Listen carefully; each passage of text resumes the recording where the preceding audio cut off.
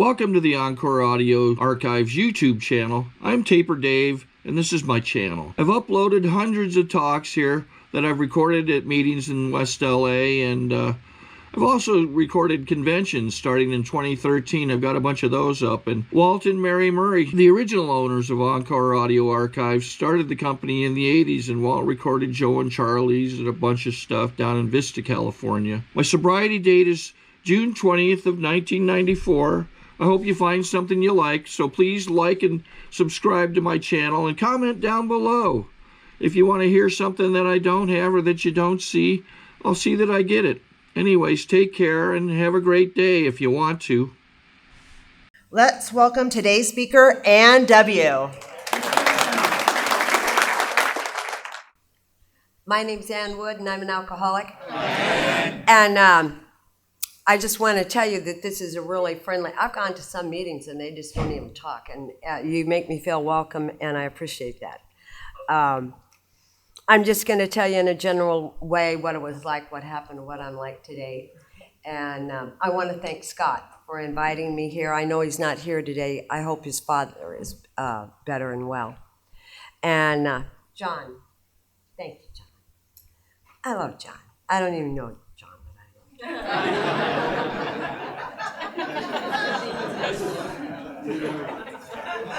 Maybe after I got to know him, you know. But right now, I love John very much.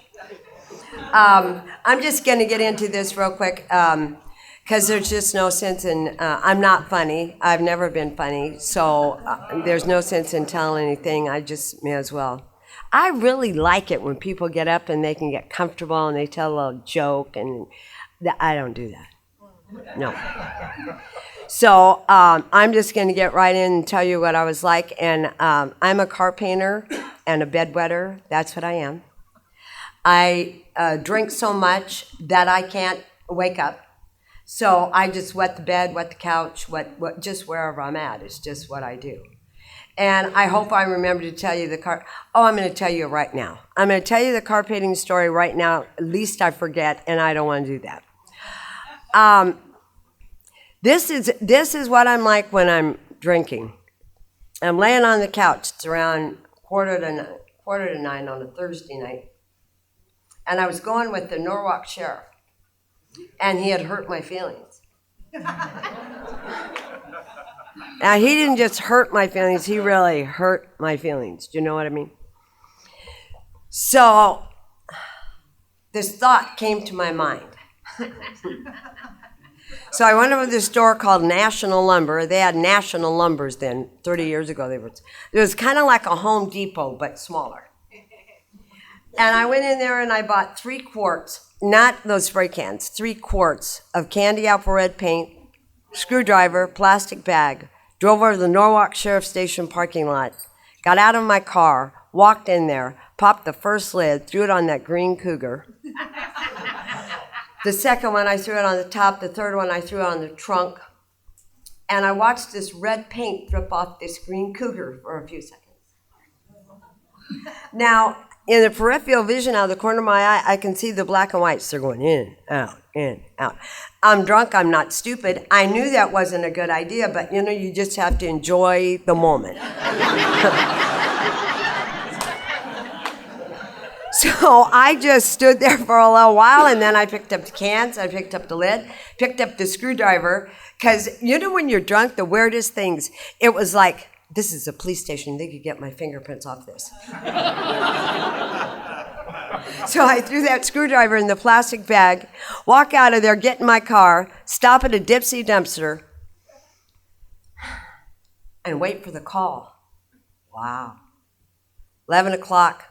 2 minutes after 11, the phone rings. Ann, you're not going to believe this. Really? Someone painted my car. No kidding. Must have been one of those trustees or somebody I arrested followed me in there and painted my car. Wow, that is too bad. I'll be home as soon as I can. I just got to get some of this red paint off the car. Okay. And you hang up and you feel really, Good. I've never been able to tell anybody, please don't talk to me like that. It makes me feel bad. Please don't treat me like that. I don't like it when you treat me like that. So I've always been fine. How are you, Ann? Fine. How's everything going? Fine. How's school? Fine. How's that? Fine. You just smile and say fine, and people leave you alone. That's what I want. I want you to leave me alone. I don't want you to talk to me. I just leave me alone. Smiling, I'm fine, everything's, and just leave me alone. That's what I want you to do. Don't get close to me. I don't like it. I don't like it. I don't want you even in my little circle. Just stay away, and I'm fine, and you're fine, and just go. So in my experience, I've just found that in Alcoholics Anonymous, I've been able to tell people how I feel.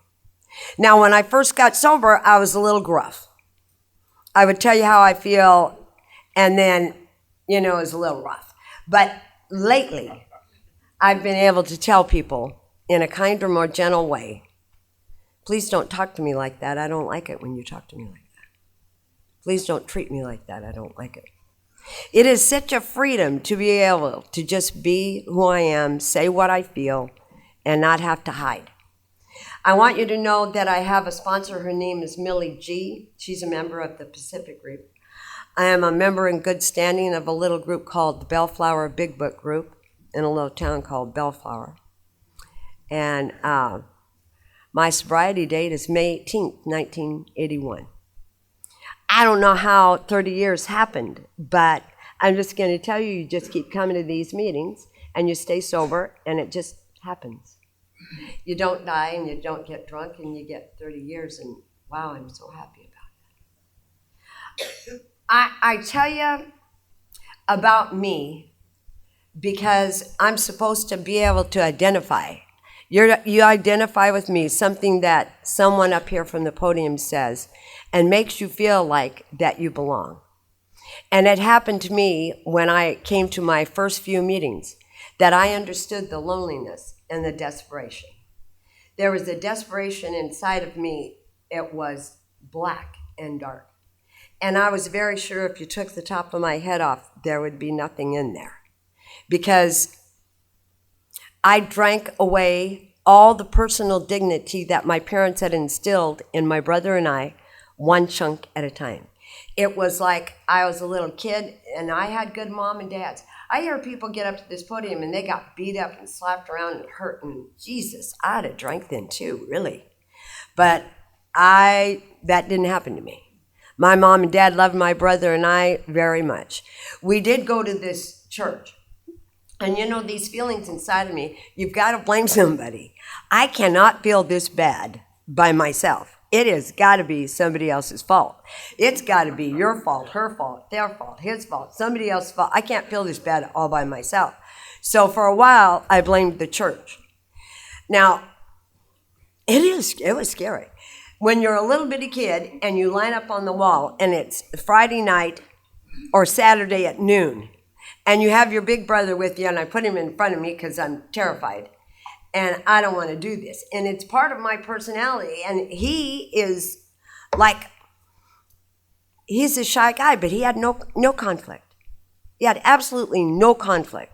And the line's getting shorter and shorter and shorter, and I'm getting more afraid and more afraid and more afraid. And he goes in that little bitty room, and he comes out, goes to the front of the church, no conflict with that.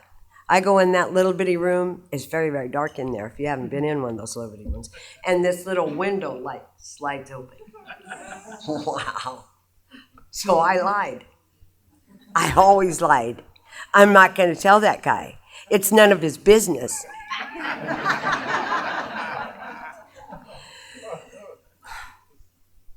The guy had never even been married before. What did he know about life? I'm not telling him nothing.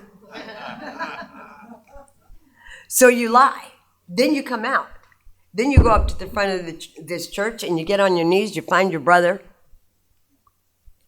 And what happens is you don't say those prayers because they're stupid, because they're the wrong prayers. Now, all this is going on in my head. I'm only 8 years old.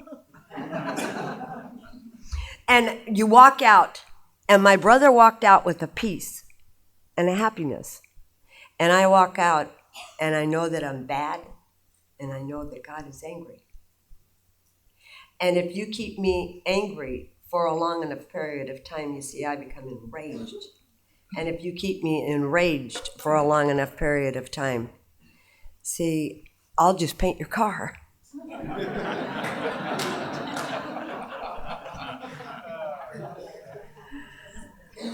I'm laying on the couch that night, and I am so drunk that I shouldn't even be able to get up. Do you know what I mean? But when you're on a mission, you can do it. You can do anything. There's a power, especially us alcoholic women have. We can do it, and you will pay. Sometimes sober.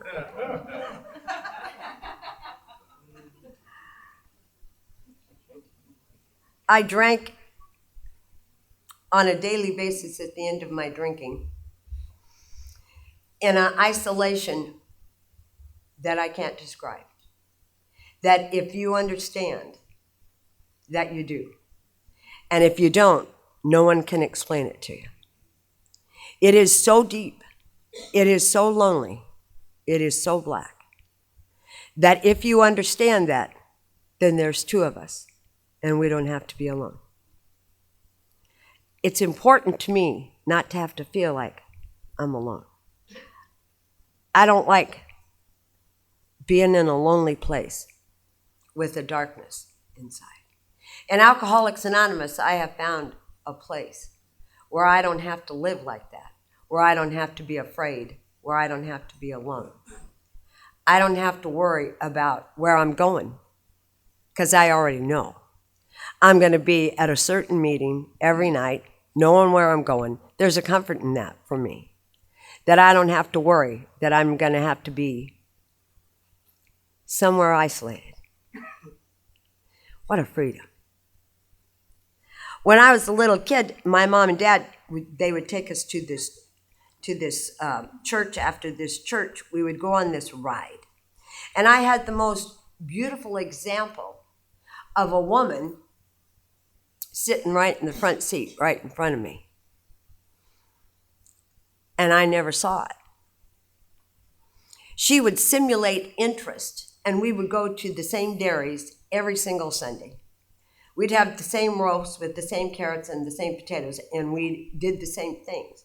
And this woman would sit in the front seat, and she would simulate interest to my dad about the same cows and about the same dairy and about the same stories every Sunday. And she would simulate interest to that man. I've been married 3 times, and I can't get it. All these guys want is for you to simulate a little bit of interest.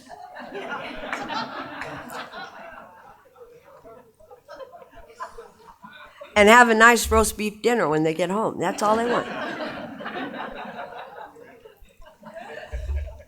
So I decided that when I got sober, that I wasn't going to do that again. Because it's sort of like baseball. I was telling John earlier, 3 strikes, you're out. Shouldn't do that. If you can't get it right in 3 times, you ought to quit. So I've been single for over 30 years, and I'm comfortable with that. I think I've saved a few of you guys a lot of stress.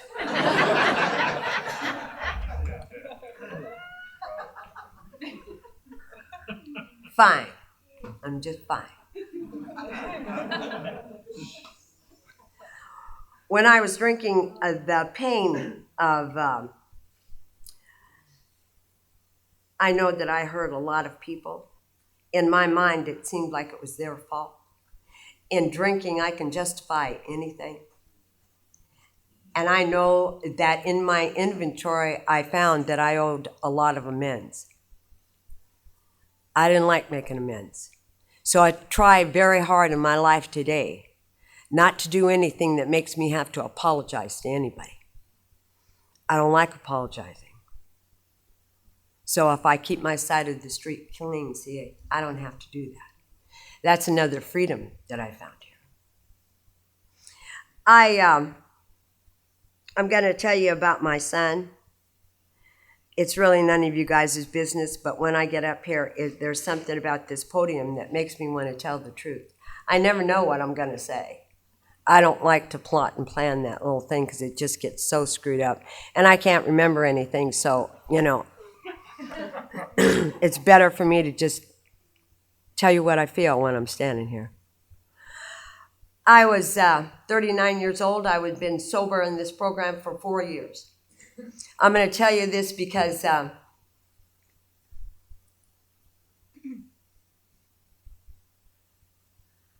need to share about living here with you people in sobriety. I don't want to scare anybody that's going to have a baby, because there's a little girl that's been in the bathroom. I don't know. She's pregnant. She's in the bathroom. I met her in there twice, so I don't know what's happening there, but we both have an issue, don't we? Anyway, she has an excuse and I don't.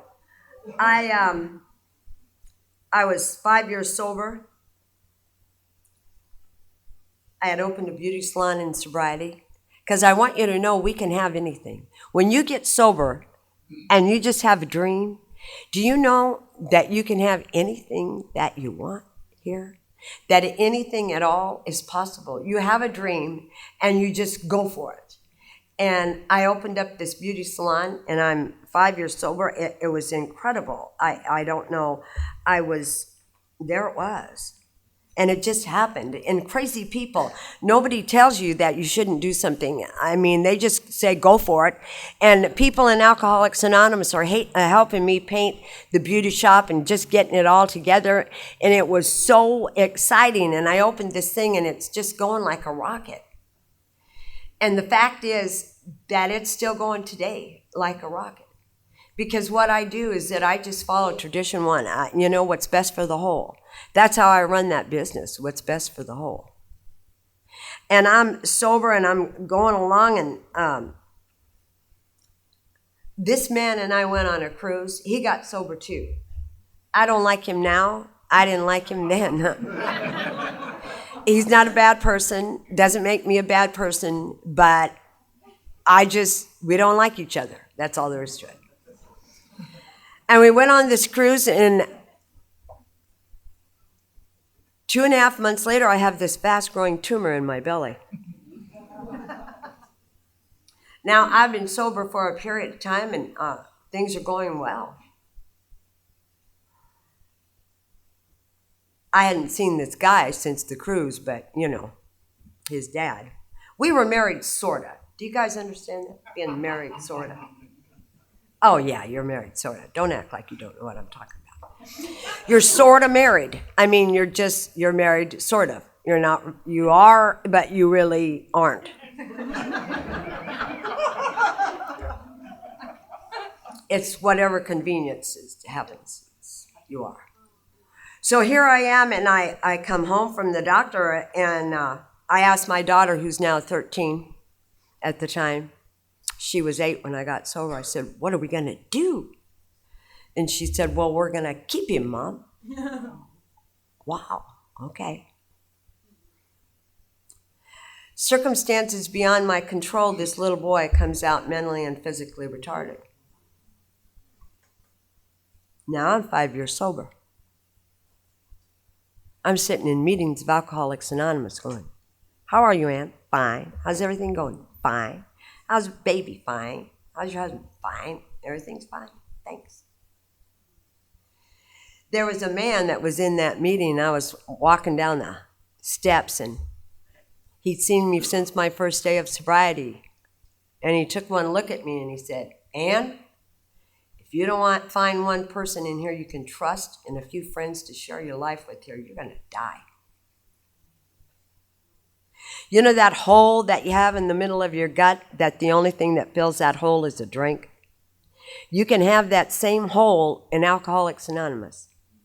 Now, I don't want to scare you, but that's the truth. In my life, that's the truth.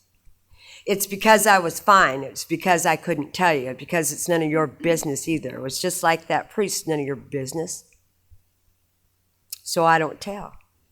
So I'm 5 years sober and I'm dying inside. My first sponsor told me to get in the front.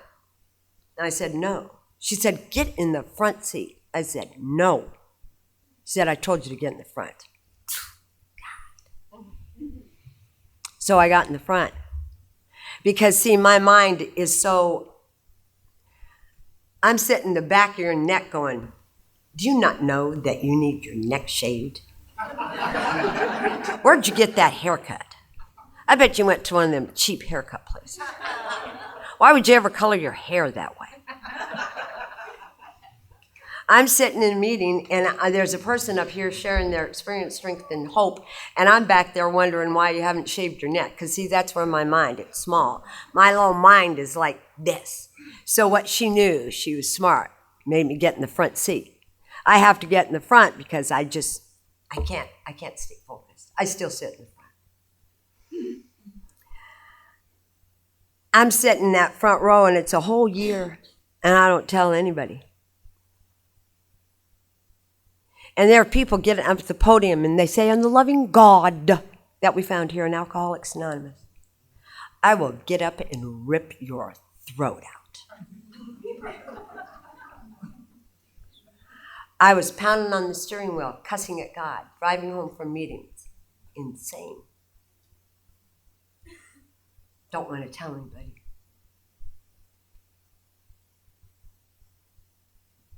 Big secret. Keep secrets. This little boy has turned out to be the miracle of my life. I just want you to know that. Everything that was good, that my parents put in, that I drank one chunk at a time and took away, just him breathing in and out, smiling at me. Alcoholics Anonymous has made it possible for me to be able to stay long enough to understand the miracle. That it is not what he can do. It's who he is. It's the little God that he has that makes me laugh. It's the smile on his face. I used to be one of those people that cared what kind of shoes you wore, how much money you had in the bank, what kind of job you have. Now today, I just care about who you are. He has taught me everything good, and Alcoholics Anonymous has made it possible for me to be able to stay. Because I want to run. I want to leave. I don't want to be here. I don't want to know this. I don't want to feel this. I can't do it. He has taught me everything that's good. This morning I got to get up and I got to kiss him before I left. And he talks some. He's mentally around 7. And because of you, I've been able to stay to see the miracle that he teaches me every day.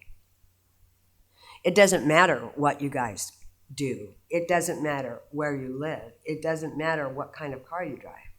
What matters is if you look at me and I look at you and I can see there's God in your eyes.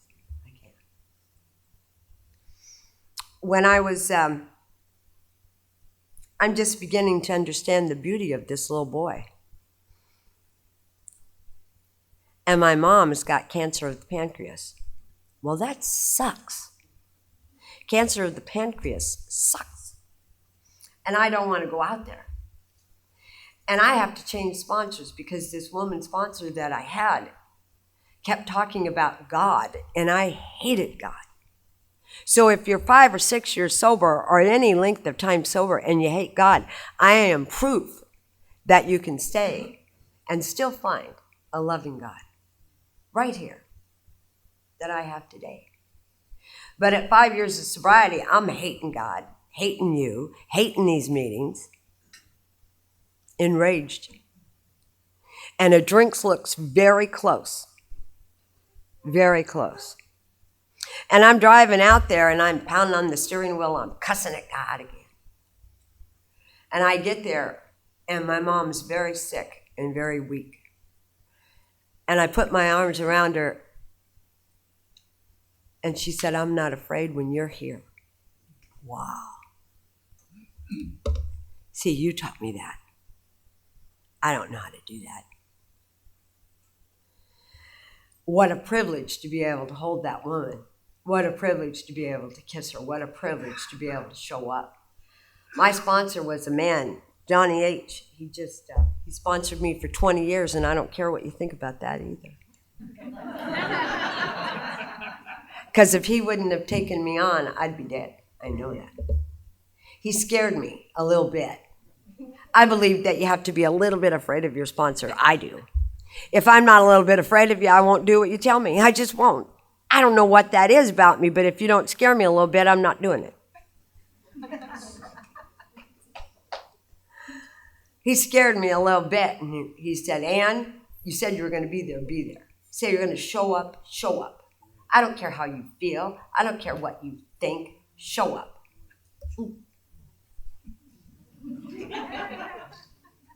So you show up, and then you get to hug your mom. And my mom passed away, and man, there's nothing between us. Me and her, we're good. I have always been guilty. I don't know where that comes from in me, but if you know what that feels like, I'm just guilty. You get up in the morning and you're guilty. You breathe air and you're guilty for breathing somebody else's air. You're just guilty. My mom, she's gone. I have no guilt. Wow, what a freedom. My dad's in advanced stages of Alzheimer's. I take him to a rest home close to the beauty shop. Sobriety does not mean that you get a free pass. Do you know that I thought because I was being good and nothing bad was supposed to happen to me? You get to learn how to live life on life's terms. Good days, bad days, doesn't matter. That's what you get. If anybody has told you that you're not going to have anything bad happen to you, they're a liar. You get to live life. I'd go see my dad, and he'd be sitting there, and he was glad I was there too. He was the coolest little guy. He was a little Portuguese guy. I'm going to tell you a little story about it. Because I want to. And because I got 7 minutes, unless you're really rude, you're just going to have to sit there and listen. He was a little Portuguese guy, and they drank, boy, they drank. He was the first guy that ever got divorced in a little town called Tulare, California. He was the first little Portuguese guy, and they had this little gang. And one of his buddies, they got in this big old fight, and one of his buddies got his finger cut off. Well, they don't sew their fingers back on then, I mean, like they do today, but they had to sew his hand. So they took him to the emergency room. He's in that emergency room, and if you've never been in a room of drunk Portuguese people, you have never lived. Portuguese people move their arms around a lot. And they have, if the language is, you got to have spit in your mouth. And there's a lot of spraying. And they're spraying and they're yelling and they're moving their arms around and they're just rowdy as all get out and they're drunk. And this man tells this little woman from Kansas, 21 years old, go out there and tell those people they got to be quiet. Do you know how much she wanted to do that? She goes out there and she says, this is an emergency room and you men have to be quiet. And this man spun around and he looked at that little woman and he said, I'm going to marry you someday. And he did. That was my mom and dad. That's how much they loved each other all the time. Wow, cool is that? Anyway, my dad's in advanced stages of Alzheimer's, and he's laying there, and He's got shit on him. I'm pushing on that buzzer and I don't want to be there. I'm pushing that buzzer and those nurses are busy. So I hear you every single time.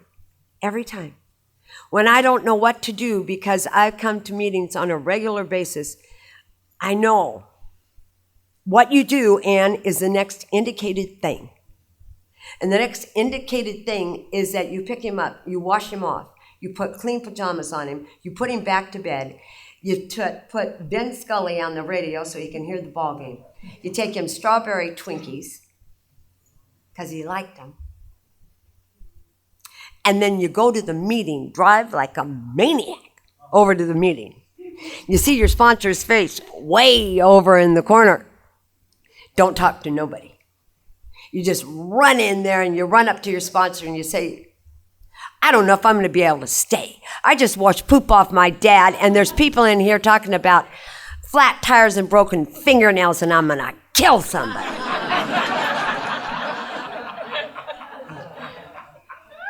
And he said, no, you won't. You're going to go back there and you're getting yourself a cup of coffee and sit in your seat. I said, no, I'm not. Somebody will talk to me. He said, oh, no, they won't.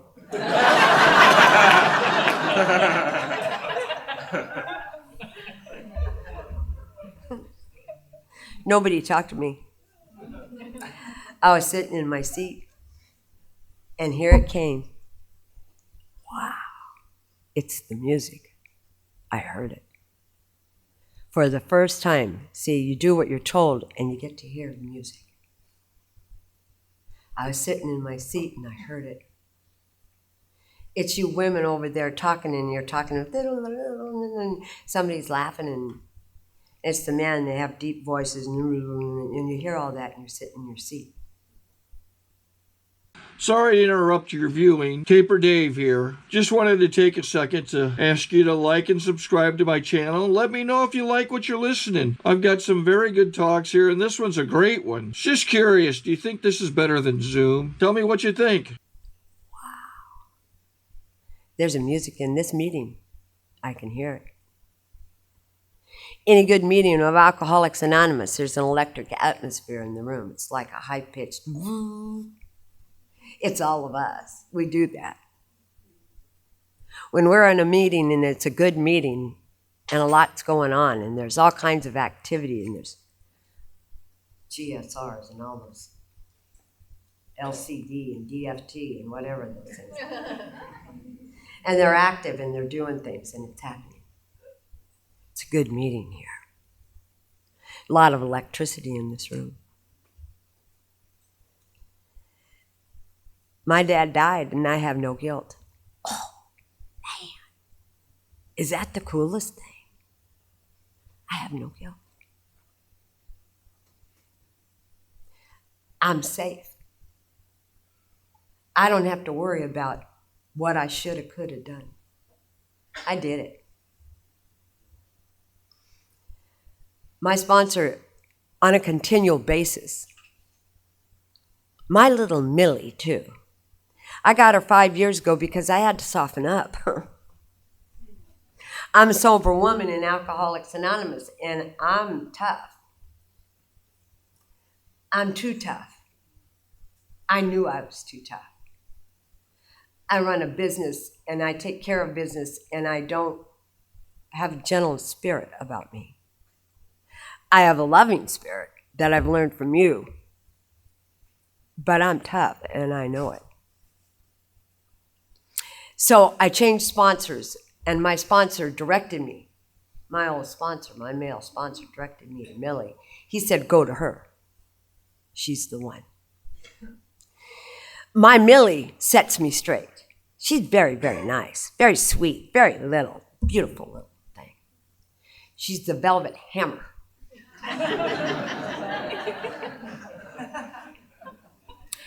She tells me stuff, and 5 minutes after I get off the phone, I go, wow, that wasn't very nice. She kind of slides it in there, you know, and you get off the phone, you start thinking about the conversation, you go, well, that wasn't very kind. She makes me do things still to this day that I don't want to do. She's an active member. She's so beautiful. I love her so much. She made me go to a meeting with one of the fellas that I was going with. Not going with, but dating. I thought we were dating. We were dating, he was dating. And the girl that he was dating with me, was at this Newport meeting. Well, I'm not going. So I call up Millie and I say, Millie, I'm not sharing at that meeting. She might be there. I don't want to see her. She said, you know what, Ann, I got to call my sponsor. I don't know what to tell you. So she calls her sponsor. Is that the best thing you've ever heard of in your life? You have a sponsor who doesn't know exactly what to do, and she has to call her sponsor. And they're so active in this program that they call. She calls me back. She said, Ann, there might be a newcomer at that meeting that has to hear what you have to say. You're going.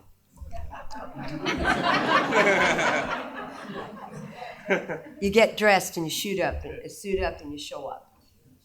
And it's time for me. And you don't shoot him. And you don't stab him and you don't choke him. And the truth is, she didn't show up. I did. It's a quarter after.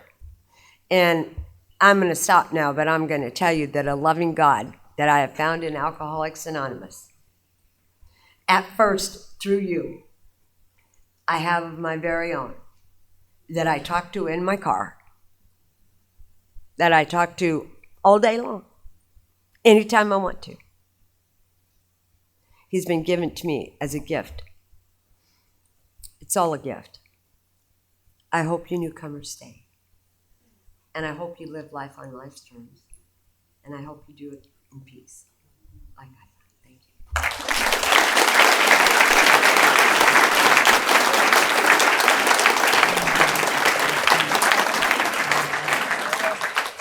I don't know exactly what to do with all these people getting up, leaving. I'm not sure what that means. What are they doing? They're smoking cigarettes? Get your asses back in here. I'm a smoker too. Get your ass back in here. If I can't smoke for 15 minutes, you can't either. What the hell's the matter with you? Yes. Yes.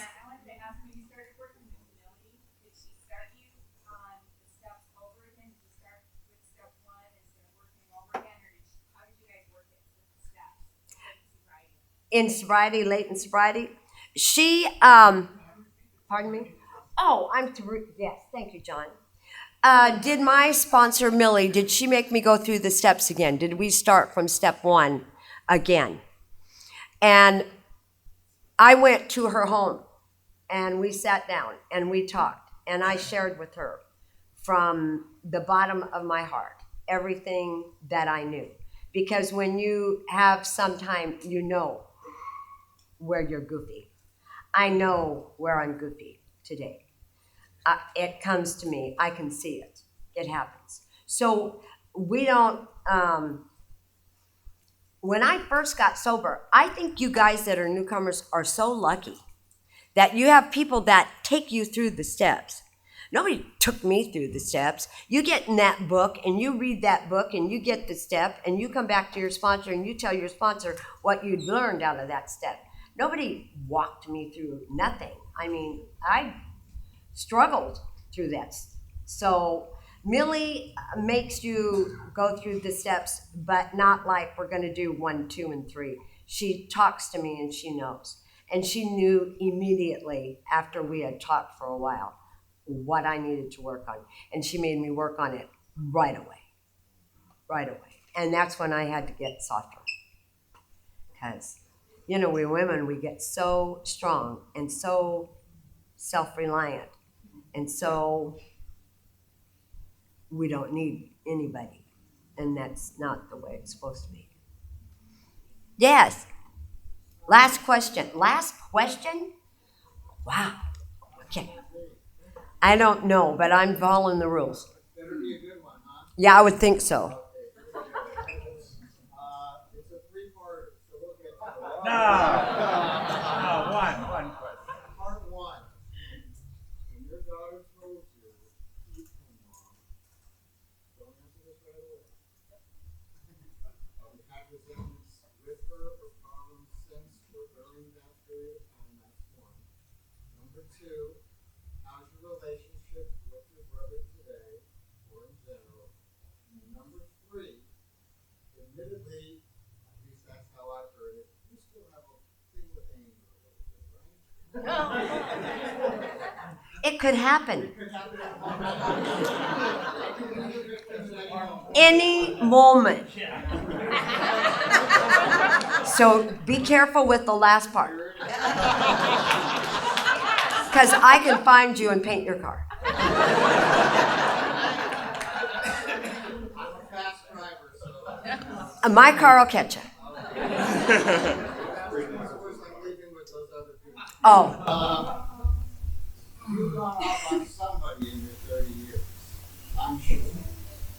What have you done to rectify that, whether it's talking to a sponsor? What's the question? Okay. What have you done to rectify that? How do you handle it? What do you do to that person, dare I say, you pick it? Daughter, brother, and go. okay. I've never had a resentment against my daughter for my son. It was a gift. She's gay and she doesn't mind if I say she's gay. I had a resentment against that only because I'll never be a grandparent. But we love each other beyond, and I told her that. And she said, well, we can adopt. And I said, I don't care. I love you, period. It is not my job to judge my daughter. It's my job to love her. And it's not my job to judge my son. I love him. My brother is the finest example of a human being that doesn't have to read a book. I love him with all my heart. And the third question about anger, the truth is, Johnny told me that because I had been outed and people knew that I was in Alcoholics Anonymous, that I could not be angry, I could not cuss, I could not open my mouth in any kind of a violent or angry way for 25 years in that beauty shop. Because people would think that that's how people in Alcoholics Anonymous act. And I was not allowed to do that because people knew that I was in AA. You will never lose your temper in public, period. And for 25 years, I have not.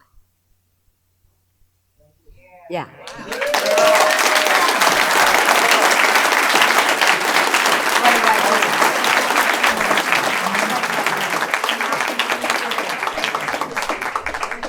I think we got a great talk going on here. Thanks for watching the channel. Taper Dave here. Just curious, do you think this is better than Zoom? Okay, this is how I prepare my drone for launching. I like to do it inside the cab of my truck so I'm not standing outside in the weather. To install the joysticks for control, up and down, right and left, powered on. I have an Android phone that I use to connect it to the drone with. And it's actually controlled through the iPhone, through an app. Oops, wrong way. It's actually controlled through the iPhone, or through this Android phone, through the app. It's actually controlled through the Android phone, through an app, and you connect it through this short connection right here.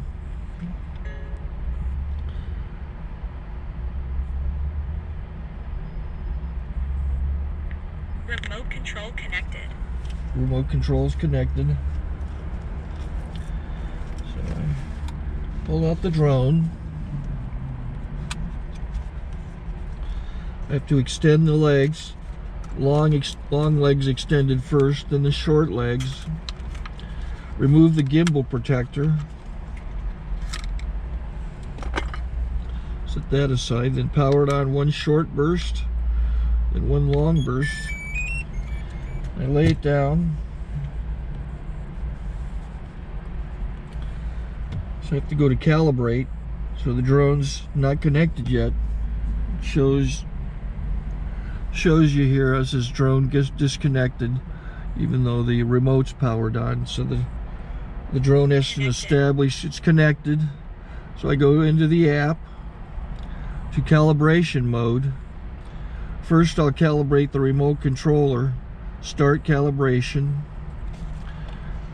Out, in, oop, out, in, up, down, and then this little wheel is to control the gimbal. So it's calibrated. Go to gimbal calibration, start calibration, and then it calibrates the gimbal. If that shows up, the gimbal's moving all over the place. Changes, you can see it on the video. And I'm calibrated to take off. It's acquired 7 satellites at the moment. There are 26 satellites up in the sky, which it has to acquire before you can take off. So it's connected. It's got enough satellites. This is white. I can go to press this little arrow button, swipe right to take off, and it would start the motors if I slid this to the right. But I'll wait till I get outside. Don't want to do it inside.